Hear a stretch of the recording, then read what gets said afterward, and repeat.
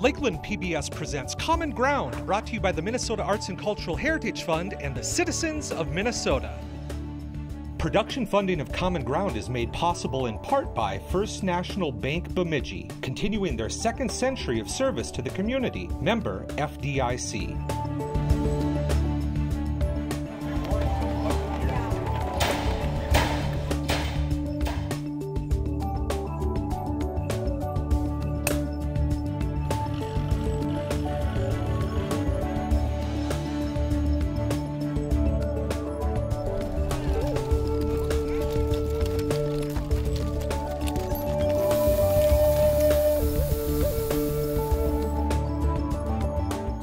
Welcome to Common Ground. I'm producer-director Scott Knudsen.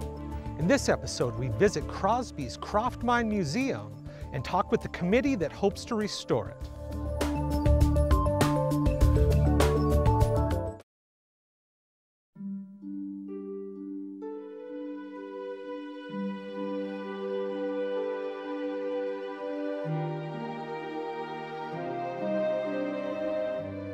I'm Barb Grove, and I'm introducing you to the Croft Mine Historical Park that I have been trying to restore for a long, long time. This is an abandoned mine, an underground mine, which then went to open pit mining, and it was a museum. And now we're trying to restore that so that we have a history of that era of time. When it was open, it was people in the museum and gift stores and going through, looking at information about mining, understanding the history of the mining. And then it was a park. It was a place where people came and got together and had reunions, and it was just fabulous. Greg Mitchell is on our Croft Community Committee, CCC. And his purpose and my purpose and the committee members' purpose is to restore the Croft Mine Historical Park. I'm Greg Mitchell. I'm a guy who was born in Montana. I've lived on the East Coast, I've lived on the West Coast, and I ended up in St. Paul where I met my wife. And we started touring around, and at first we had a sailboat, then we moved up to a pop-up camper and we toured the entire state. We drove around Lake Superior, then we discovered Crosby. We went mountain biking, we enjoyed the dining that's going on here, and the next thing you know, we bought a house here, and we're trying to figure out how to move to the town of Crosby. So about a year ago, I was walking through Crosby, and I stopped at the farmer's market. There was a lady there, Barb Grove, that introduced me to the history, and she would teach people about the history of Crosby and what was going on. And so she knew I was interested in it, so she invited me to a meeting on the historical Croft Mine that we're standing at now. Once I was able to walk through it with her, and I met some of the mining families that had actually lost families in it, I was just hooked and I was addicted. And I said, what can I do to help? And so she went and said, hey, let's form a committee. And I'm like, I'm on it, I'm all in. So we've been meeting and trying to figure out what we can do as a committee to bring this site, this exhibit, back to the public eyes, to teach people about Crosby and what the history of this city is, and be exciting for people to come and tour this site. We want to upgrade it for several reasons. It's right on the trail, the mountain bike trail, and so we want to invite everyone to come in because they've been asking to come in, and we want to make that possible. So our committee was formed, and we said, hey, how do we do this? How do we get this place restored? And before we wanted to restore it, we wanted to talk to the community and say, hey, is this something the community wants? Is this needed, or is this just a bunch of us having an idea? So we created a brochure that talked about what we think our plan would be for this. We put it around at local businesses and we handed it out. We created a Facebook page, and instantly we had people coming out of the woodwork. They said, how can we help? Can we join your committee? We heard stories about people who used to work at this exhibit selling tickets in high school. In the 1990s, it was the center of community activities. And there were reunions and celebrations. And we have to plan so it's a fun city again. It isn't just mountain biking. We want it to be a fishing destination. We want swimming. We just want outdoor activities that are fun for everyone to do to come to Crosby. And this site here can be a destination where people sit on picnic tables and chat. There's no reason a mountain biker doesn't talk to a fisherman. And this is one of those common ground places that's just a free zone of just fun. We've kept it so small for so long, the committee and the work that we're doing, because we had to find out how the community felt about it. And now we know that we 100% support. We just have to make sure that we make it work. What is this fenced area? That's the mine. That's the mine. Yeah. That's where they went down, the shed. Mm-hmm. Paul Kirkman is a local small business person who has come into this community because he knows how to run a business. Paul Kirkman had never even heard about the Croft. And so we took him on a tour, and he came out so impassioned about the need to restore the Croft Mine Historical Park.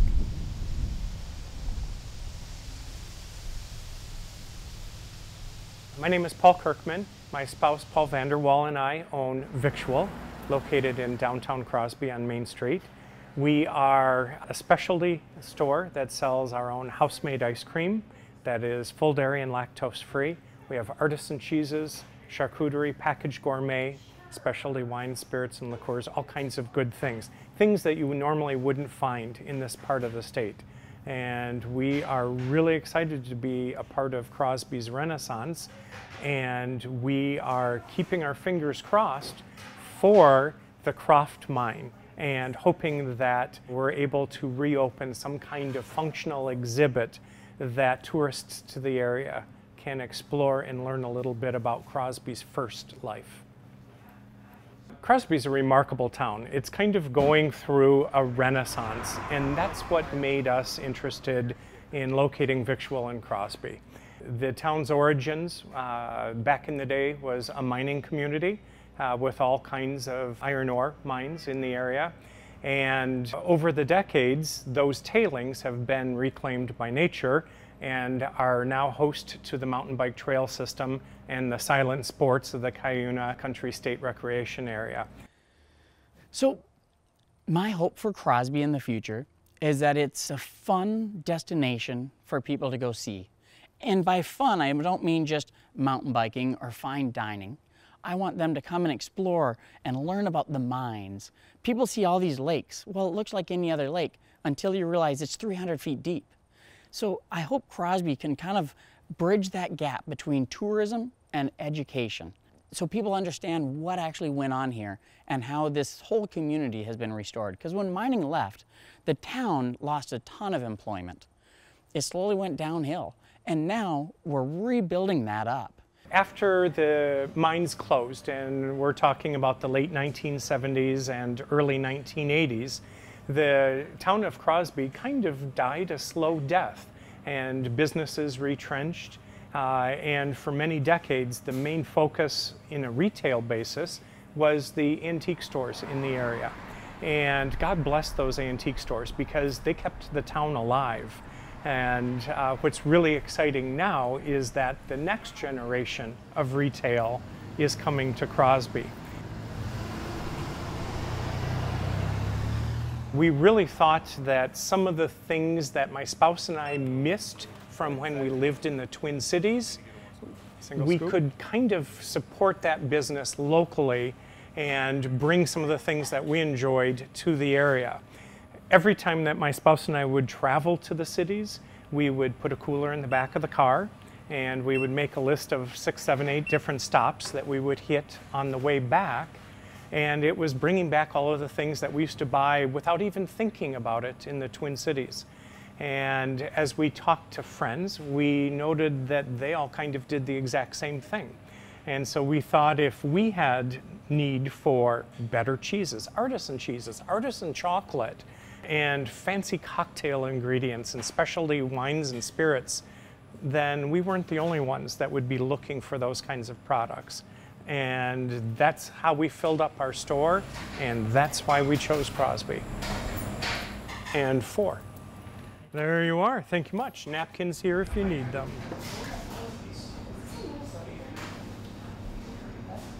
The Cuyuna Country State Recreation Trails are really magical. What sets them apart is they're a destination for silent sport lovers. So in the summertime you have mountain biking, you have hiking, you have paddle sports like stand-up paddleboarding in the old mine pits. And there's such just this gentleness to the area that really draws all of those lovers of silent sports. And that really appealed to us as business owners. We go around, we play in the outdoor activities, but there's also rainy days.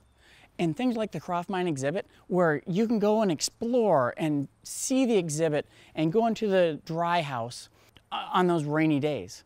But it's also a gathering space where you can have the town meet and talk about things. You can meet complete random strangers during the day and just have a good time. It's an open space that is only going to add value. I'd like to introduce Joan Stefani, and her father actually worked at this mine. And so she has great reverence for this particular mine, but for mining in general. Well, you know, all the miners, not just those that are living, but there are many that lost their lives underground. And like as my father was caught four different times in the different mines. One of them was the Croft, but I wish I knew the whole history. You know, when you're a kid, you don't ask all these questions. Well, we didn't find out about them when we were young because I think it would have frightened us. Well, I wasn't born at the time. My father he came very young. He started working in the mines when he was 14 years old. And I'm not sure how old he was here, but he was probably in his early 20s. So I didn't come along until later. So he was single. So I was born here in 1935. I went to school, kindergarten through grade 12, and I always tell people I take no backseat for my education. I had an excellent education here. So when I went to college up at St. Scholastica, it was easy for me because I had been so well prepared in the kindergarten through 12 years. I give all that honor to my teachers. That Here were at Crosby. here in Crosby. My father was an iron ore miner for 53 years. 37 of them were underground, and about 8 of them were here in this area. The Croft was one of them. My father never talked about his experiences as a kid growing up. I never learned anything. It was only in his later age and when I was older that he shared with me some of the different things that happened when he was cut underground 4 different times in different mines. One was a Croft, and I'm not sure what the story was about that, but each time his life was saved. No, my dad's footprints are in here. It's so sturdy. And it's not damp or moldy or anything? No. Barb Grove is who we call Mother Cuyuna. She has been in this community for a long time, but she's the vision behind what Crosby is slowly becoming. It's a silent sports mecca. It's a place that tourism is going to happen in. People come here because Barb had this idea years ago and she wouldn't take no for an answer. But just because we got the mountain bike park going doesn't mean that she's done with her vision yet. This Croft Mine is another piece of her vision that is going to add to this community, and she's working night and day trying to figure out how to get this to happen right now. So I'd love to have you come along with me and we'll take a tour of the old Croft Mine Historical Park and look at the old museum before we restore it in our future so it becomes a viable, exciting place for everyone.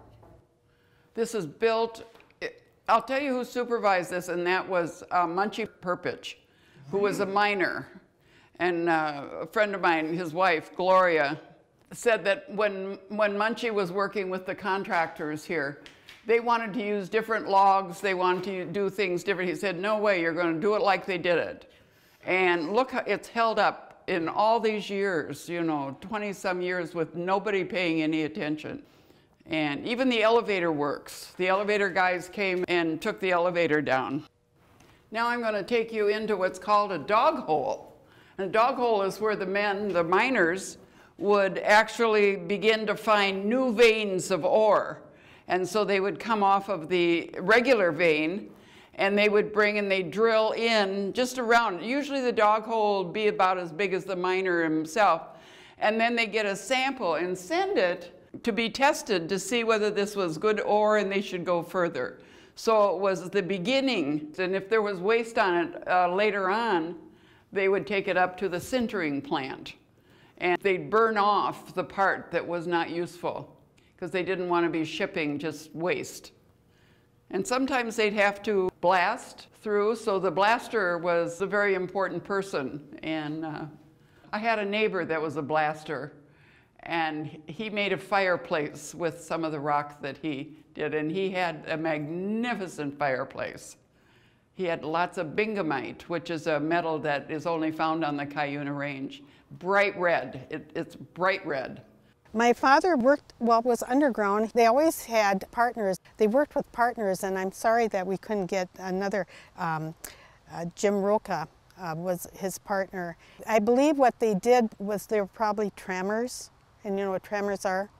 Okay, they load up the carts when the ore comes on, so it takes it to the lift to bring it up, and they shoveled many times 12 hours a day. When my father first started working in the mines, he worked 10 hours a day, 7 days a week for $2.25 a day. But it was money for them because he had come over from Italy with his father, and it was money that they didn't have. And they were always grateful for the job. They never lacked for looking for work. Never. Oh. Got another one of our miners coming down the ladder, and the ore would come down into the ore. It is so solid. And this is their tally. Is there a mark for 16 tons? And what do you get? Well, personally for me, it's an honor of the men who worked in those mines, gave their all. And I can never remember my father ever complaining that he had to go to work, but I'm sure there were very hard things that they had to face. And so I think it's in dedication to all those miners and what they gave. That's first and foremost. And then I think for ongoing history, it should be made known what the value of not only of the ore, but of the miners' lives. It was hard working. It was so hard working being a miner. You'd work 12 hours a day, sometimes during the day, sometimes during the night. And oftentimes they stayed at boarding houses, and they had what are called hotbeds. So there'd be two guys using the bed, one in the morning and one at night. Another one at night. It was a hard life. It was a dangerous life. And a lot of them, after the mines closed, they didn't want to talk about it. But now they realize how important they were to the development of the whole community. So it stays like 50 degrees down here year-round? Mm-hmm. Yes, when you're down here, you don't know it's summer, you don't know it's winter. And I think it's more like maybe 56 degrees, something like that. And it's very nice for the summertime. And I think it would be great for a Halloween party, because you could come in your costume and just enjoy yourself and be scared out of your wits. I can remember even as a young person, and you go to the city laundromat, and they'd have two different rooms even.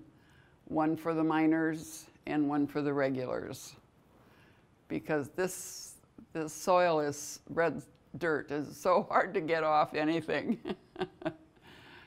How has it changed since the last time you were in here? I'm just noticing something that has been added to it, but otherwise not at all. And the ore car looks very original.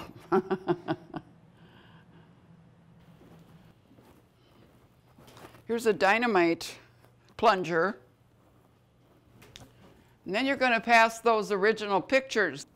And you'll see the Croft Mine, how it was originally designed and preserved. and that will take you to the engineer's office. Well, right now you're coming into the engineer's office, and he's got two big jobs. One of them is to get the miners to give them the best ore possible. His thing, that's his first goal, get the good ore. The second one is do it safely. This is what they say. And it doesn't always work that way, because sometimes they go a little further than they're supposed to go underground. He also determines how many loads have gone out. He tallies the loads, and so he must be involved in determining the pay that the miners get when they go through. So he's a pretty busy guy. And this is all original stuff from the engineer's office.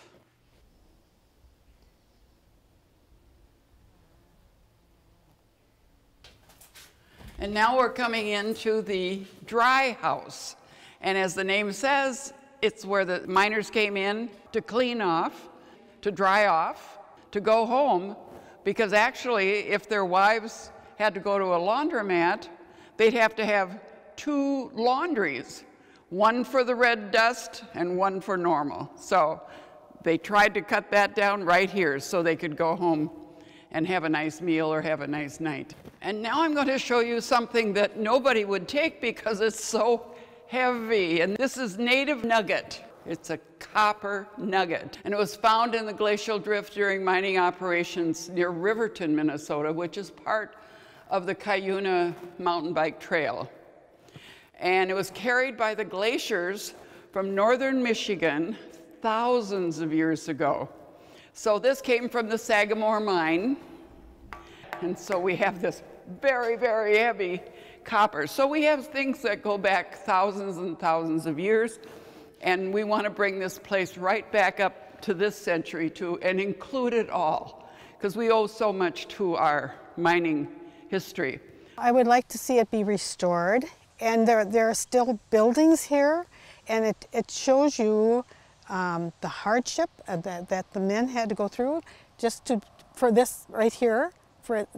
And I just think it's an honor to those men, first and foremost, and then to preserve the history of the mining.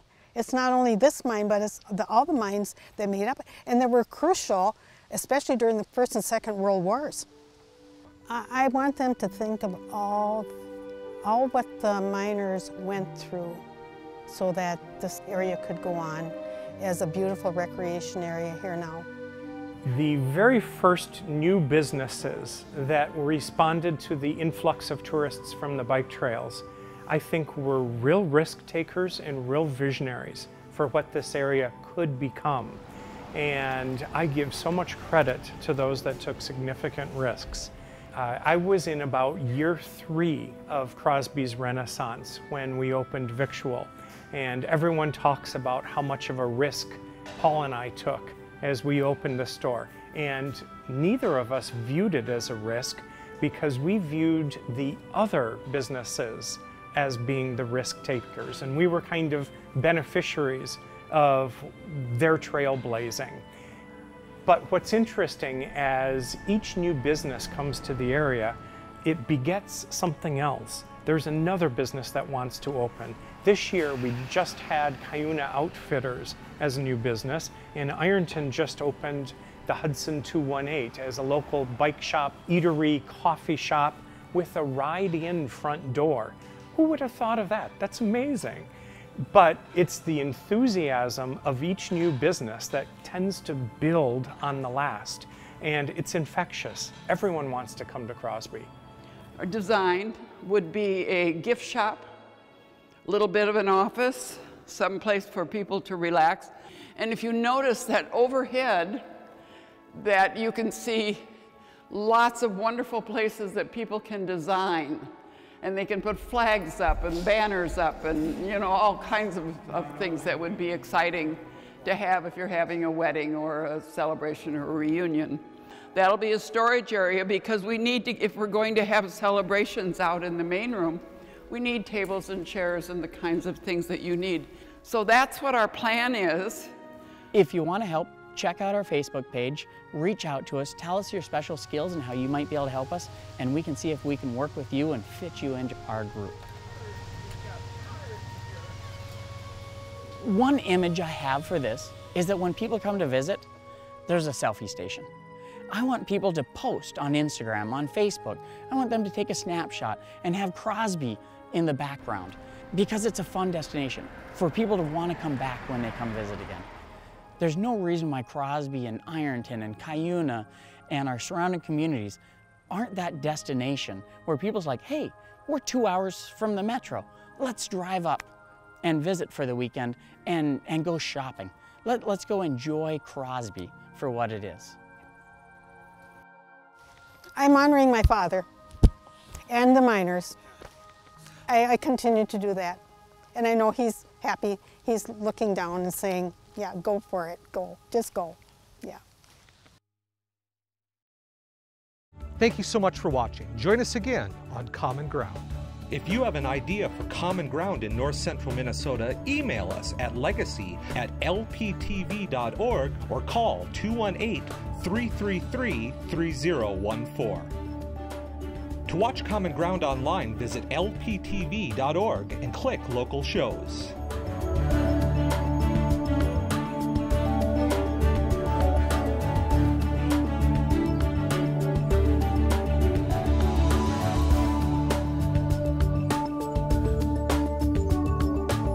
To order episodes or segments of Common Ground, call 218-333-3020. Production funding of Common Ground was made possible in part by First National Bank Bemidji, continuing their second century of service to the community. Member FDIC.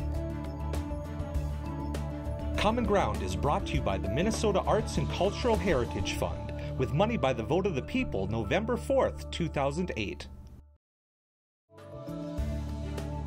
If you watch Common Ground online, consider becoming a member or making a donation at lptv.org.